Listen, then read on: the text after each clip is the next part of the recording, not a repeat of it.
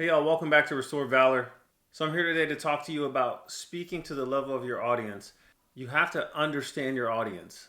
And I don't mean talk to them like children or talk below or above them or that they're dumb or they're not. It's nothing about that. It's just about finding the correct connections for a certain community. And this comes with doing research, understanding the organization that you're going to, and asking questions.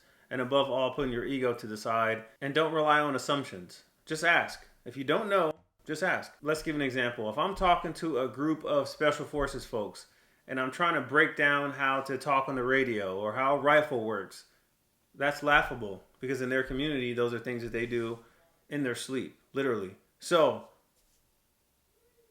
if you're talking about a certain subject or topic or you're leading a certain type of team, you need to understand that type of team, what they know, what they don't know.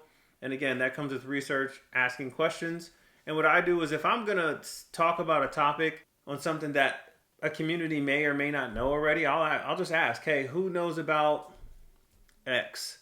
Hey, can some of y'all tell me about this acronym that I'm using? Or hey, can some of y'all tell me about this processing that I'm using?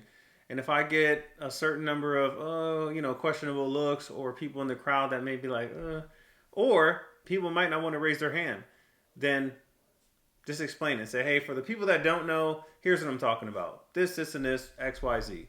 And then you move on. That way, the people that don't know are educated. The people that do know are not offended. And the people that were kind of on the fence get a clearer understanding of what you're talking about.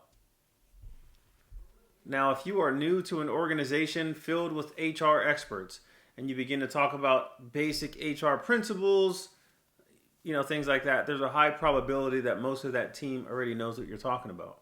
They are likely already aware of these principles, and it could be a wasted effort on your part. People can assume that you're trying to talk down to them because you're explaining things to them that they already know, things of that nature. So you don't want that to cause judgment on you and on your new community if this is a new organization you're dealing with. Another example of this is I knew someone who talked about how educated they were, and they were in a leadership role, and they talked about how they were a certain college educated. Let's say I'm Princeton educated. And they tried to use big words, often incorrectly.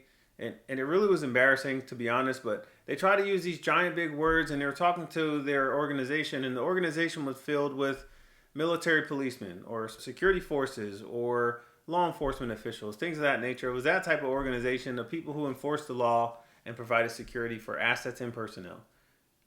You're trying to use these big words that nobody cares about. You're telling people how highly educated you are.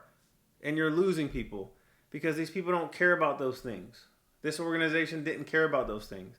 This organization cared about what their leaders could do for them, what they were expected to do, etc.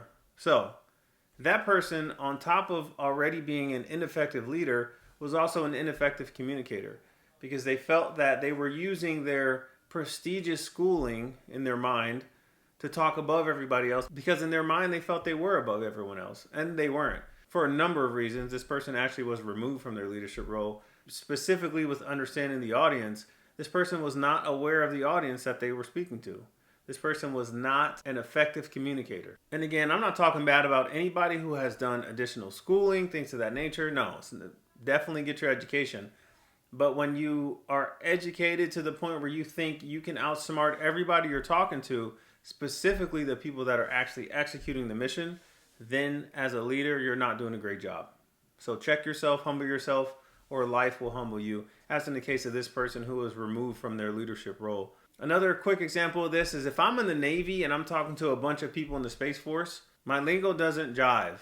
The lingo that I'm using, that is Navy lingo, is not going to be understood for the most part as a person who's a member of the Space Force.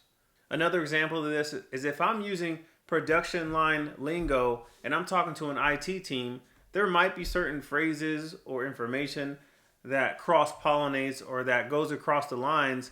But for the most part, the daily lingo of someone on a production line is different from the daily lingo of someone who's working IT.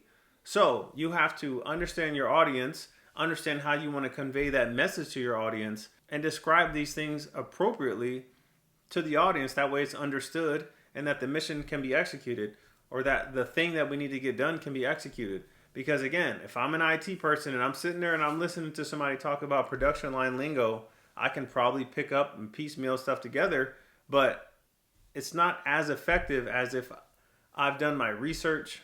I know what goes on in that IT world, specifically in that organization, and I speak their language. Then I can help them better help us if I'm speaking to them to get things done for my team or for my personnel. I need to tailor that. I need to do my research. I need to make sure I'm well prepared. That way, when I do talk to these folks, there's a mutual understanding of what we need versus what they can execute. So for our leaders, make sure you're doing your research. Don't talk above or below your audience. Don't think you are above or below your audience. Make sure that as a leader that you effectively communicate and understand the vision and mission of your leadership. That way it can be properly conveyed if you are placed in a leadership role in a new organization. Don't walk in with assumptions, just ask questions. Most people are not going to frown upon a leader coming in and asking questions. Because for me, I value a leader that asks questions versus a leader that comes in and makes assumptions and barks out orders.